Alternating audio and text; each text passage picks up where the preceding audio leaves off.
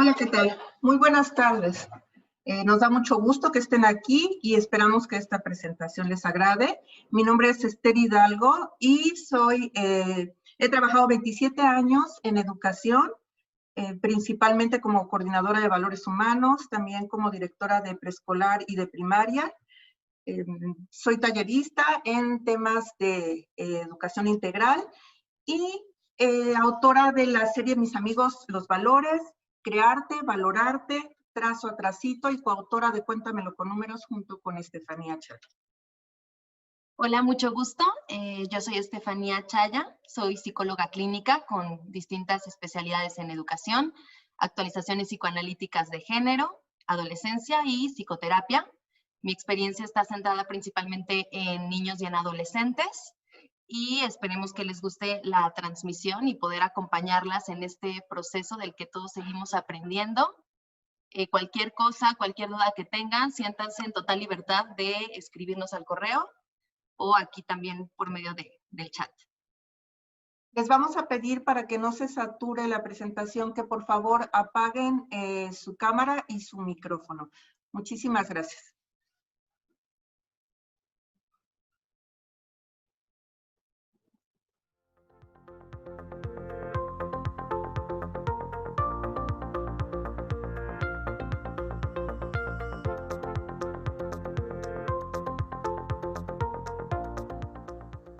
Con frecuencia escuchamos hablar del coeficiente intelectual y lo tenemos plenamente identificado. Como padres, o incluso hablando de nosotros, nos podemos sentir muy orgullosos cuando alguien determina que este es alto y por encima de la media. Pero según Daniel Goleman, especialista en el tema que vamos a tratar el día de hoy, a lo que debemos prestar mucha más atención es al coeficiente emocional. Y así puedo visualizar compañeros de la escuela que quizá no parecían lidiar muy fácilmente con lo académico, y de pronto los veo situados en puestos o lugares privilegiados, y los recuerdo como personas carismáticas, con ángel, personas de fácil llevar. Pero bueno, ¿qué es esto de la inteligencia emocional? Daniel Goleman, psicólogo, periodista y escritor estadounidense, publicó en 1995 Emotional Intelligence, donde nos habla de la inteligencia emocional y la describe como la capacidad de reconocer nuestros propios sentimientos y los de los demás, así como de motivarnos y manejar adecuadamente las relaciones, asegurando que el éxito de una persona se determina más por su inteligencia emocional que por su coeficiente intelectual. Él nos dice, nosotros estamos todo el tiempo pensando y sintiendo, pero eso no significa que tengamos conciencia de nuestros sentimientos y nuestros pensamientos. Cuando no estamos entrenados para utilizar la inteligencia emocional, la mayoría de nuestras decisiones, pensamientos y reacciones están determinadas por nuestro inconsciente. ¿Y qué hay en nuestro inconsciente? Bueno, ahí habitan nuestros patrones mentales o creencias. En su mayoría estos son adquiridos en los primeros 7 años de vida y sembrados por los padres y figuras de autoridad, y otros que se van adquiriendo con base en las vivencias. Son los padres, familiares cercanos y maestros quienes a través de sus enseñanzas y su propia conducta influyen de manera significativa en el desarrollo de estos patrones y de nuestra personalidad. Estos nos llevan a relacionarnos con los demás, con el mundo y con la vida de una determinada forma, según la educación que hemos recibido, lo que hemos visto, lo que hemos oído y sentido en nuestro entorno. Las creencias son, por así decirlo, nuestro manual de operaciones, y toda la información que vamos cargando es la que utilizamos tanto de manera consciente o inconsciente para crear nuestra realidad y actuar en la vida de acuerdo con la calidad de esta información. Ya sea que la calidad de la información sea dañina o positiva, nuestra realidad será un reflejo de la misma. Por un lado están las creencias limitantes que favorecen nuestros miedos y nos imposibilitan actuar de manera asertiva. Nos hacen ver el mundo de una forma que nos impide avanzar hacia nuestros objetivos y crecer como individuos. Se trata de ideas que, pese a no estar basadas en la realidad, quedan validadas para quienes las pensamos y determina el modo en que nos relacionamos con el entorno. Por otra parte, están las creencias potenciadoras, y estas son el paquete de información positiva que utilizamos a nuestro favor para empoderarnos. Estas nos van a conectar con un sinfín de posibilidades. Ahora vamos a ver ejemplos de ambas y de dónde provienen. Dentro de las creencias limitantes tenemos no merezco, que puede deberse a sentimientos de culpa, como cuando les decimos que estamos decepcionados, o hacerlos culpables de nuestros problemas, como el que me hagas enojar va a hacer que me enferme. No puedo, por lo que es importante comenzar a darles pequeñas responsabilidades y que en actividades escolares los apoyemos, mas no se las hagamos, como si creyéramos que lo harán mal. Al dar cumplidos, no agregar peros.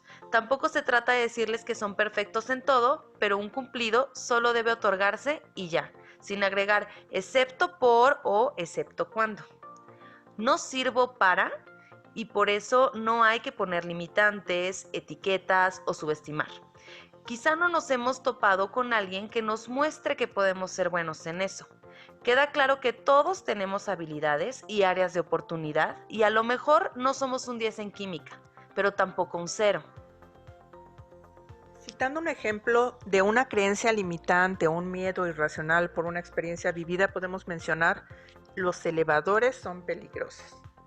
Porque quizá de muy pequeño te has atascado en uno y nunca se te explicó que esto puede detenerse por alguna falla, que no te va a faltar el oxígeno y que solo hay que esperar a que lo reparen. O tal vez las personas que iban dentro actuaron descontroladas y te infundieron miedo. Puede ser que también que eras muy pequeño cuando sucedió y tus padres pensaron que no era necesario explicarte. O incluso puede ser que no recuerdes lo sucedido, pero tengas un miedo imponente a subir a un elevador. En cualquier caso, es un patrón que ha quedado grabado y que para poder deshacerte de él tienes que analizar de dónde proviene. En cuanto a las creencias potenciadoras tenemos: rendirme no está en mi vocabulario, enfócate en la solución y dejarás de ver el problema, esto no se acaba hasta que se acaba. Todos estos son mensajes positivos que hemos almacenado porque las personas que nos rodean nos han hecho sentir capaces y confiados de lograr lo que nos hemos propuesto. O hemos vivido experiencias en las que actuando de una determinada forma hemos conseguido resultados positivos que nos llevan a seguir aplicando esa estrategia. Pero ¿cómo generamos esa inteligencia para lograr un cambio? ¿Es algo nato? ¿Es algo adquirido? La realidad es que, a diferencia del coeficiente intelectual, la inteligencia emocional se va adquiriendo y fortaleciendo a lo largo de la vida. Para que eso suceda es importante tomar en cuenta que debemos hacer consciente de dónde provienen nuestros patrones de creencias y solo así podremos adquirir nuevas formas de lidiar con nuestras emociones. Alvin Toffler, escritor y sociólogo estadounidense, dijo: los analfabetos del siglo XXI no serán aquellos que no sepan leer ni escribir, sino aquellos que no puedan aprender, desaprender y reaprender. Esto puede aplicarse muy bien a las emociones y a la adquisición de la inteligencia emocional. Y es una buena noticia porque estamos ante algo que podemos cambiar, mejorar y disfrutar. Entonces, para adquirir inteligencia emocional hay que estar dispuestos a reaprender, a romper con viejas creencias y colocar en su lugar creencias potenciadoras que nos motiven. Goleman menciona 5 habilidades principales que deben trabajarse constantemente: autoconciencia emocional, autorregulación, automotivación, empatía y habilidades sociales. Aún en el contexto actual y aunque parezca difícil, estas habilidades deben ser reforzadas en nosotros y en nuestros pequeños. Vamos a comenzar describiendo la autoconciencia emocional. La autoconciencia consiste en reconocer nuestras propias emociones y cómo nos afectan. Poder identificar sentimientos básicos como la alegría, la tristeza, la sorpresa, el desagrado, el enojo y el miedo. Cuando nuestras emociones no coinciden con nuestras reacciones es porque no las conocemos y no sabemos cómo canalizar lo que sentimos. Se convierten en reacciones irracionales. Tener miedo y reaccionar con ira podría ser un ejemplo. Por eso es importante ser conscientes de lo que en realidad sentimos, qué emociones están presentes y también cómo nos afectan. Cómo reaccionamos o tomamos decisiones a partir de estas y saber qué virtudes poseemos y cuáles son nuestras áreas de oportunidad. Poner en práctica nuestras habilidades debe primero incluir un trabajo de autoconciencia. La autoconciencia puede lograrse con ejercicios muy sencillos como identificar cosas que les agraden y que les desagraden. mencionar ejemplos de qué provoca cada sentimiento, tener una visión de cómo nos ven los demás y fortalecer el orgullo por lo que hacemos bien y la perseverancia para mejorar lo que debemos mejorar. La autoconciencia va de la mano con la autoestima. Mientras mejor te conoces e identificas tus sentimientos, habilidades y áreas de oportunidad, más sencillo es sentir aprecio y valorar tu persona. Cuando llegamos a conocer nuestras emociones es más fácil autorregularnos. Por ejemplo, a veces cuando nos enojamos podemos sorprendernos a nosotros mismos siendo irracionales o sobreactuando, y por lo general nos damos cuenta de que así fue cuando en respuesta a nuestra reacción alguien hace alguna expresión de asombro, de incredulidad o de alarma ante nuestro proceder. Y nos cuestionamos qué hicimos o dijimos mal, o lo identificamos y nos sentimos avergonzados. Si contamos con suficiente apertura, puede ser que analicemos el hecho, pero si somos tercos y tan solo nos dejamos llevar por nuestro patrón de creencias, seguramente regresaremos una mirada aún más temeraria de la que nos han lanzado. Cuando nos enojamos podemos hacerlo con personas que no provocaron nuestro enojo. Así que, como explica Goleman, nos enfadamos con las personas incorrectas en el momento incorrecto y con la intensidad que no corresponde a lo sucedido. O a veces simplemente llegamos de malas y arremetemos contra quien se nos pare enfrente. Nuestros patrones de creencias son como disparadores de emociones. Si no entendemos qué provoca nuestra furia cuando alguien nos contradice, estaremos destinados a seguir enfureciendo. Hay una razón específica para nuestras reacciones y esta vive en nuestro manual de operaciones. Está ahí en medio de toda esta información que hemos cargado en nuestro cerebro durante nuestra vida. Para romper con patrones de creencia limitantes es necesario escarbar e identificar de dónde provienen. Y así al hacerlos conscientes podemos trabajarlos para tener emociones asertivas y reguladas. También es importante cuidar los mensajes que dirigimos a otras personas si deseamos contribuir a que generen mensajes positivos de sí mismos. Por eso la técnica de contar hasta 10 es tan efectiva, porque nos da la oportunidad de tranquilizarnos antes de que tengamos lo que Goleman llama asalto a la amígdala. Y ese es un tema muy interesante que les recomiendo consultar. Pueden encontrar varios videos en YouTube que lo explican. Para los niños el equivalente a contar hasta 10 es la técnica de la tortuga, que consiste en narrarles un cuento de una tortuga que tiene problemas con todos por sus arrebatos. Y cuando le aconsejan que se siente y se tranquilice, se meta en su caparazón, ella aprende a relacionarse mejor con los demás. El equivalente para los niños es sentarse en posición fetal y tranquilizarse hasta que puedan sentir su respiración y los latidos de su corazón. Este cuento pueden encontrarlo en internet y trabajarlo con los pequeños. Motivación o automotivación se describe como la capacidad de generar emociones potenciadoras que actúen a nuestro favor, es decir, hacer las cosas porque deseamos hacerlas con la convicción de que podemos alcanzar nuestras metas. Plantearse objetivos y metas nos ayudará a generar ese optimismo que impedirá perdernos en el camino, pues es el optimismo el que nos dará esa persistencia ante los obstáculos que se presenten. Lo que nos mueve a esa meta son precisamente las emociones. Hacer un esfuerzo físico y mental porque queremos hacerlo puede tornarse en muchas ocasiones más complicado si no sabemos exactamente lo que queremos lograr y el por qué. Lo más importante en la motivación es primero establecer metas y objetivos. Lo mejor es establecer metas a corto plazo que nos ayuden a cumplir esas metas a largo plazo.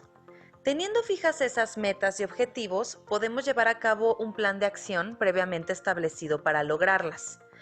Recuerden que las otras competencias de la inteligencia emocional deben estar presentes constantemente. Por ejemplo, la autoconciencia, reconocer nuestras fortalezas y debilidades, que claro que estarán presentes. Conocer los obstáculos y los mejores medios para afrontar las adversidades que pueden presentarse y así no frustrarnos al punto de perder esa motivación. Con los pequeños es muy importante el considerar que las metas deben ser acorde a su edad. Entre más pequeños, plantear metas más cortas.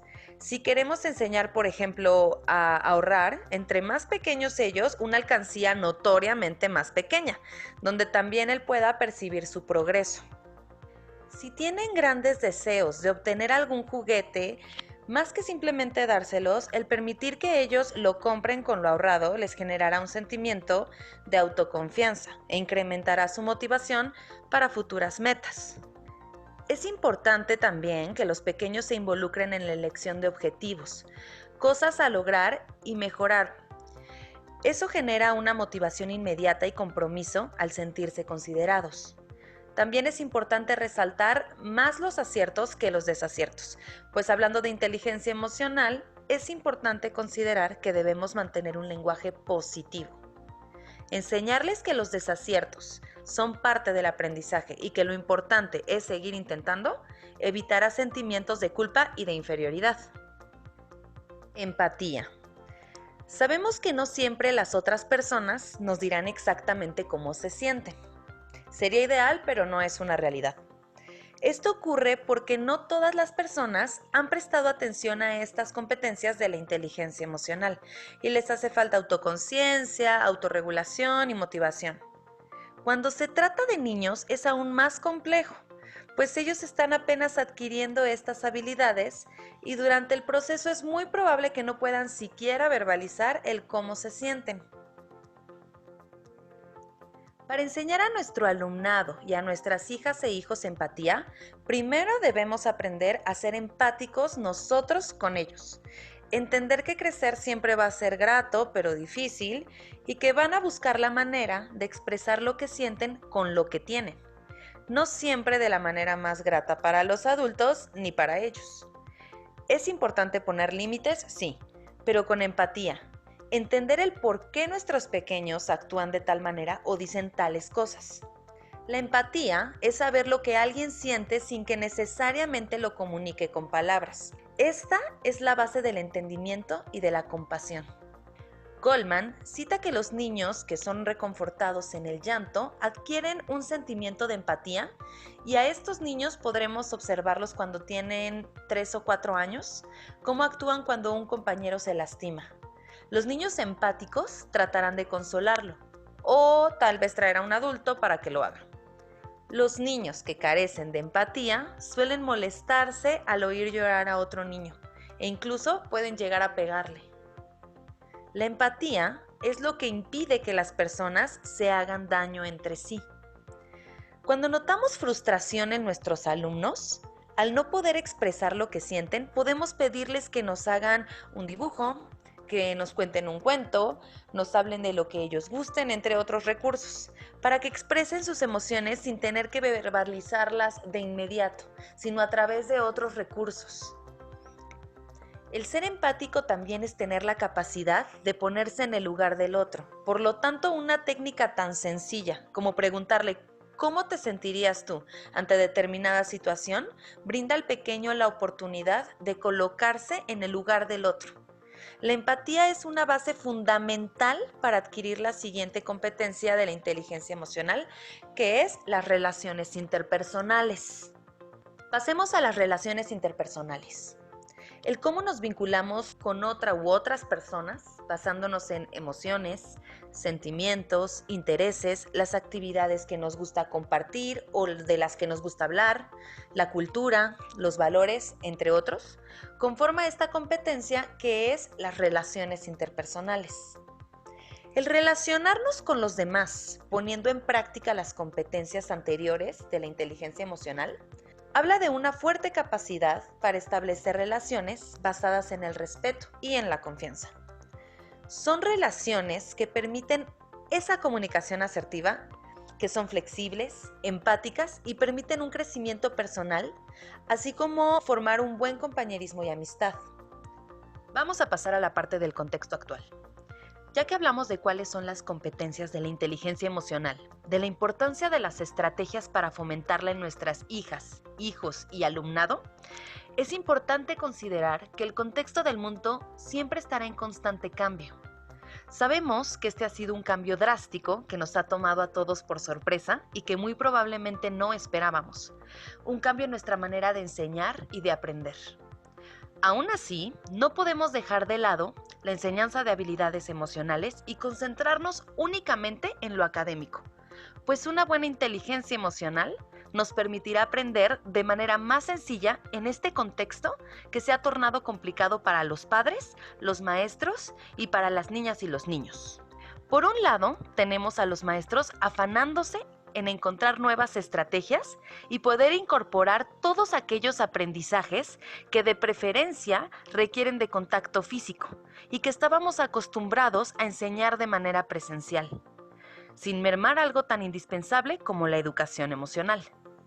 Tenemos a los padres trabajando en su mayoría en línea y a la vez dando acompañamiento a sus hijos en las actividades académicas, y los alumnos tratando de enfocar su atención en una pantalla sin contar con los recursos habituales, sin relacionarse directamente con sus compañeros, con sus maestros, todos experimentando un entorno antes desconocido.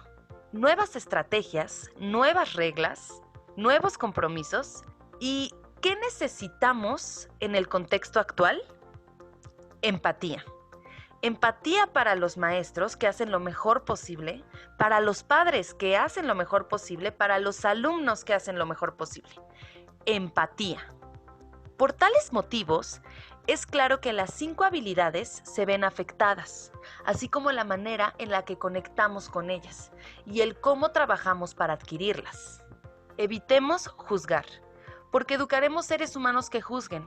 Y nuestros alumnos y nuestros hijos pueden ser críticos, respetuosos y a la vez propositivos, que actúen con empatía y compasión, enfrentando los cambios con un espíritu de apertura y emocionalmente inteligentes.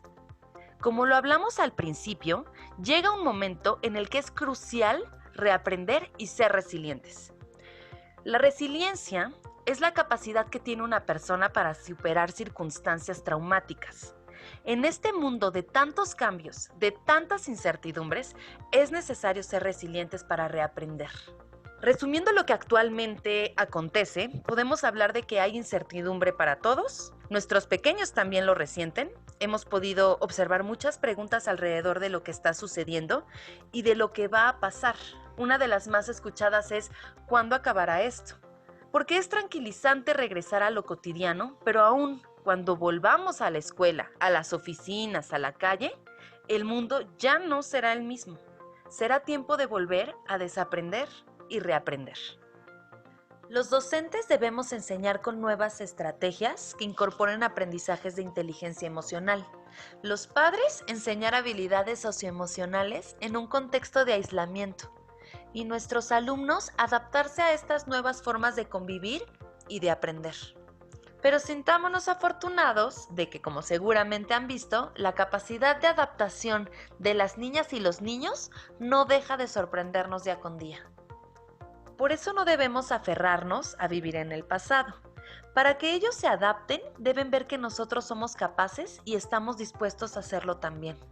Claro que va a ser frustrante, por lo que es importante no dejar de cambiar esos mensajes negativos de su inconsciente por mensajes positivos de su persona.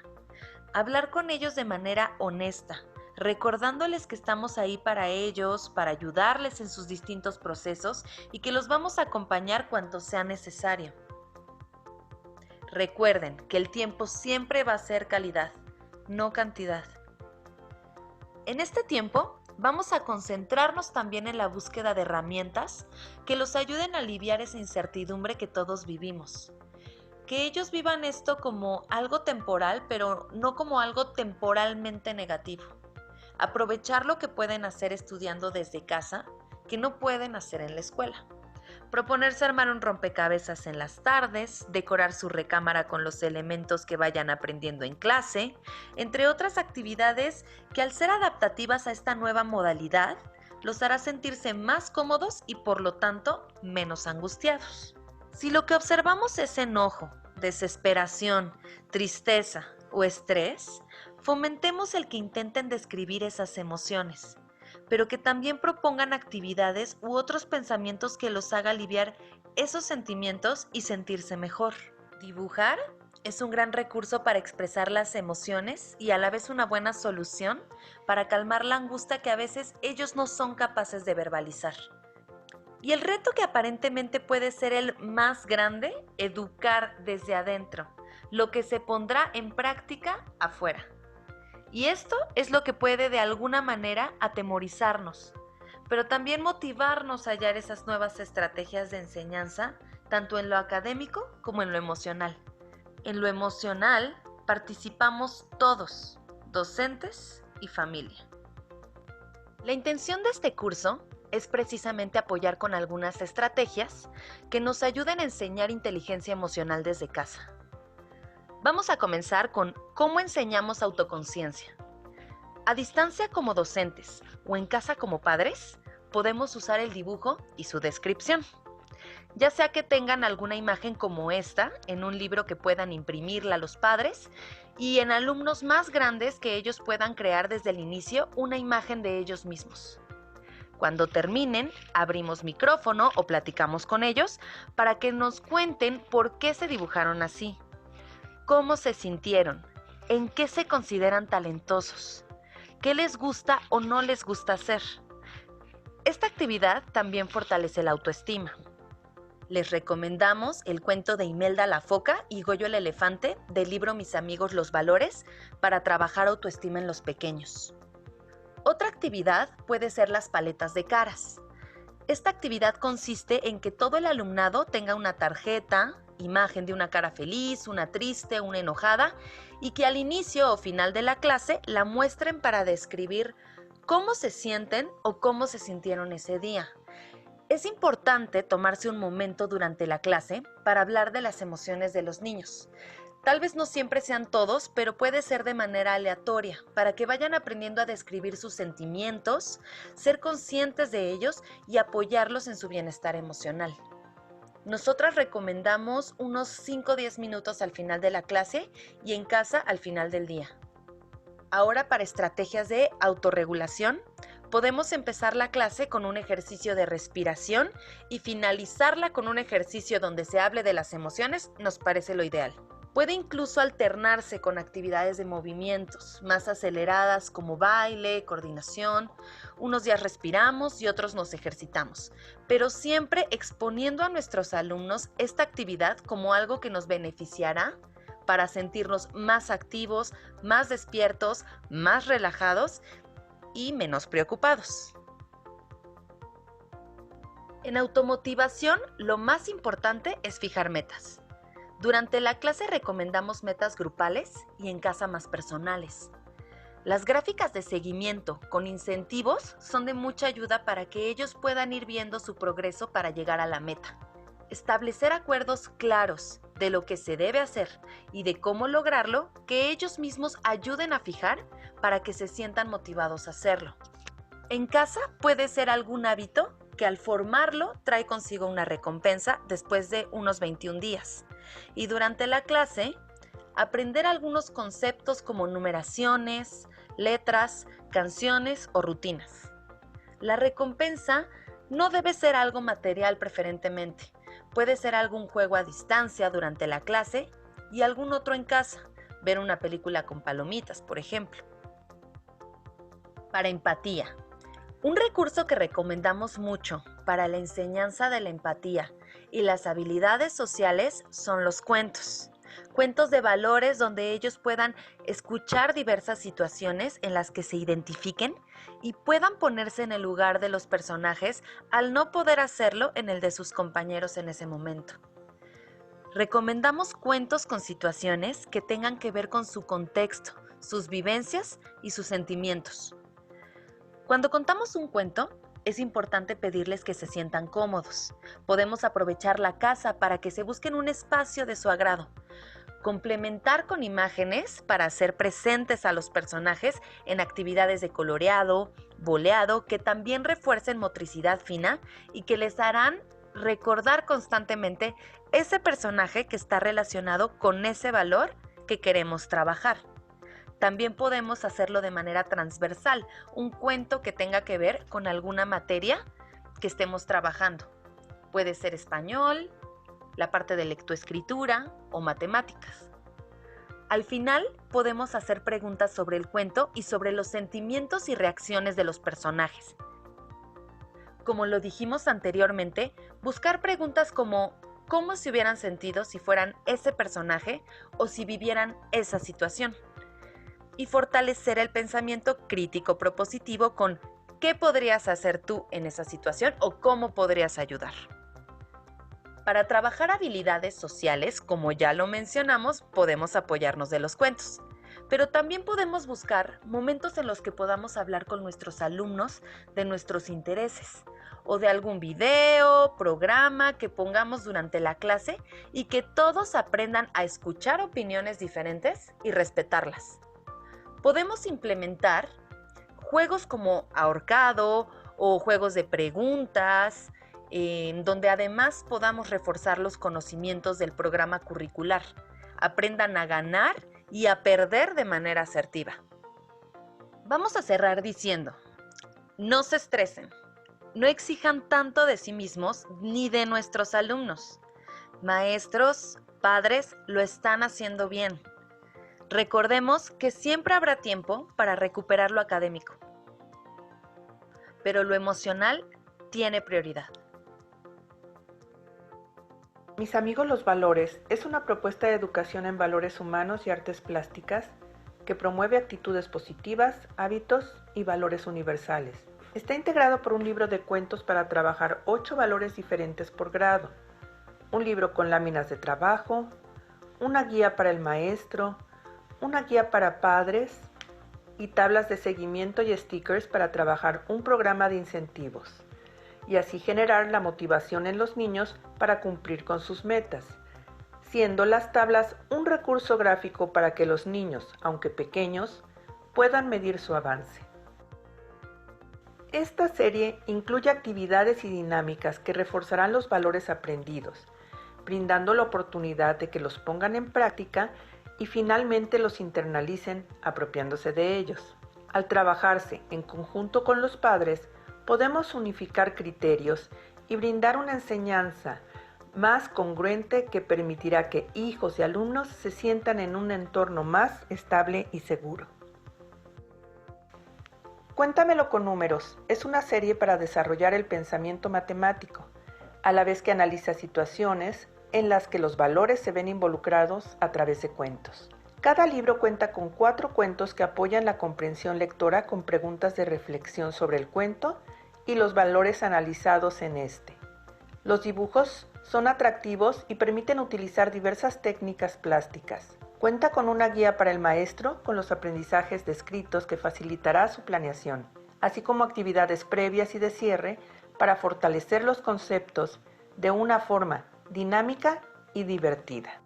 Valorarte es un libro recomendado para educación inicial y educación preescolar, ya que además de contar con 8 cuentos de valores y actividades relacionadas con cada uno de estos, trabaja de manera transversal los aprendizajes del resto de la currícula.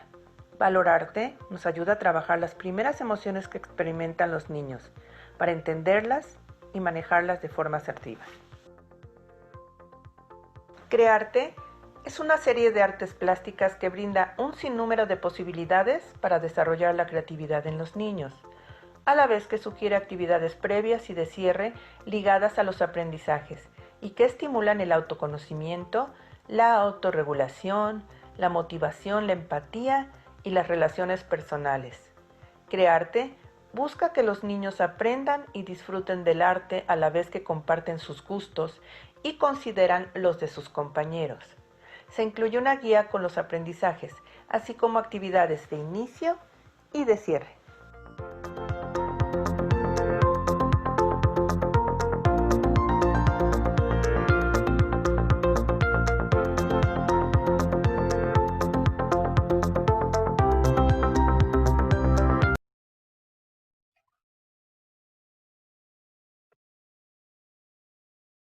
Bueno, esperamos que esta presentación les sea de utilidad, que les haya gustado. Vamos a responder algunas preguntas porque por cuestión de tiempo solo elegimos algunas, pero vamos a revisar el chat y nos comprometemos a darles respuesta. También recuerden que pueden ponerse en contacto con nosotros a través de su representante o a través del correo de Editorial Avante. Nos preguntan cómo podemos compensar la parte afectiva si no tienen contacto con los niños. Bueno, aquí hay varios ejercicios que podemos poner en práctica y estrategias. Una de ellas podría ser Si tenemos la facilidad de mandar mensajes personales a los papás, cuando veamos algún avance en los niños, mandar una felicitación para que se la lean a los chiquitos. Hay otro ejercicio que se llama Caricias del Corazón, en el que podemos colocar en la parte posterior una cartulina con corazones y los nombres de nuestros niños, y dependiendo del número de niños que tengamos en el grupo, ya sea que es una dinámica que podríamos hacer cada semana o ir una semana unos niños, otra semana otros, y dentro de los corazones poner algo que nos haya agradado de ellos en el mes, ¿no? Que no necesariamente tiene que ser algo académico, puede ser su sonrisa, que siempre está dispuesta a ayudarme. Hay otro ejercicio que se llama un aplauso para, y este ejercicio, además de fomentar que se refuerce esta parte afectiva, también da una apertura para la empatía, y consiste en que los niños detecten en sus compañeras las cosas que más les gustan. Y entonces vamos eligiendo algunos de los compañeros y a ver, ¿quién quiere dar un aplauso? Y entonces alguno de los niños, ponemos el ejemplo, y alguno de los niños dice, un aplauso para Ricardo, que es muy cariñoso, y entonces todos dan un aplauso. Otro ejercicio es, me gusta este cuadro, y se les pide a los papás que por favor elaboren con cartulina un marco en el que los niños puedan poner su carita. ¿Sí? Entonces sería así, que se coloquen en el marco y van pasando uno a uno, y los compañeros tienen que decir, incluyendo la maestra, que les gusta ese cuadro. Entonces cuando el niño se ponga en el marco, los demás dirán, a mí me gusta ese cuadro porque es cariñoso, a mí me gusta porque es divertido. Esas son algunas de las estrategias que podríamos utilizar para compensar el que no estamos con ellos y no les podemos dar un abrazo, pero bueno, con las palabras ellos pueden llegar a sentir este afecto y este cariño que les tenemos. Ok, yo estoy viendo una que me llamó mucho la atención, que es qué pasa con los niños que están mucho tiempo solos. Obviamente se entiende que en este contexto, aunque hay niños que están todo el día en casa con los padres o con algún otro familiar, también los hay que los papás están yendo a la oficina o que están en la oficina en casa, entonces no están ahí en casa, pero no están todo el tiempo con ellos, ¿no? Aquí yo creo que algo que es muy importante es hablar con ellos sobre los sentimientos y sobre los beneficios de estar solos. Como docentes y como papás, tenemos que platicar el tema con ellos y hacerlos sentir que está bien, y que también es muy importante que ellos se sientan cómodos con ellos mismos, porque eso es lo que les va a ayudar a ser buenos compañeros. Entonces, se me ocurre que durante la clase, cuando se platique de las emociones, podemos preguntarles cómo se sienten, cuáles son las actividades que más les gusta hacer solos y cuáles son las actividades que les gusta hacer con los compañeros. Y en casa podemos también preguntar, como padres, obviamente hay que recordar que es calidad y no cantidad, ¿no? Entonces, ese tiempo que tenemos con los niños, es importante que nos cuenten sobre qué hicieron en el día y en los momentos que estuvieron solo, qué fue lo que disfrutaron y qué fue lo que les gustó y lo que no les gustó. De acuerdo. Otra pregunta es ¿qué podemos trabajar con los niños que tienen problemas de autoestima? Algo muy importante sería indagar por qué tienen ese problema de autoestima, ¿no? O sea, por supuesto hay algunas sugerencias, pero no dejemos de lado, porque siempre es importante llegar a la raíz del problema para poderlo corregir. Con estos chiquitos podemos trabajar ayudarlos a encontrar sus fortalezas y sus áreas de oportunidad. Es importante darles un panorama real, porque a veces como papás podemos ponernos un poquito nerviosos y decir, ay, pues mi chiquito se siente en desventaja, y entonces yo le digo, no, tú eres bueno en todo, ¿no? Y en realidad, pues ninguno de nosotros somos buenos en todo. Entonces, eso lejos de ayudarles les podría crear más conflicto. Entonces, aprovechar sus áreas de oportunidad para que mejoren y decirles cuáles son sus habilidades.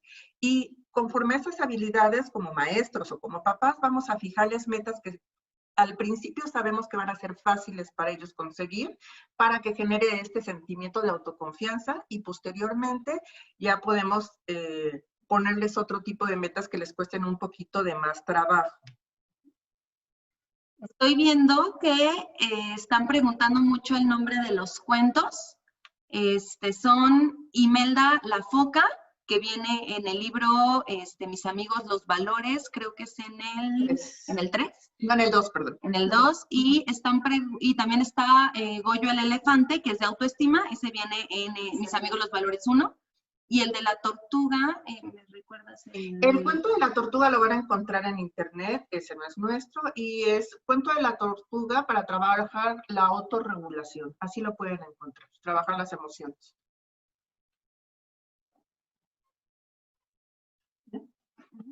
Bueno, pues fue un placer estar con ustedes. Vamos a revisar el chat con calma y contestar sus preguntas.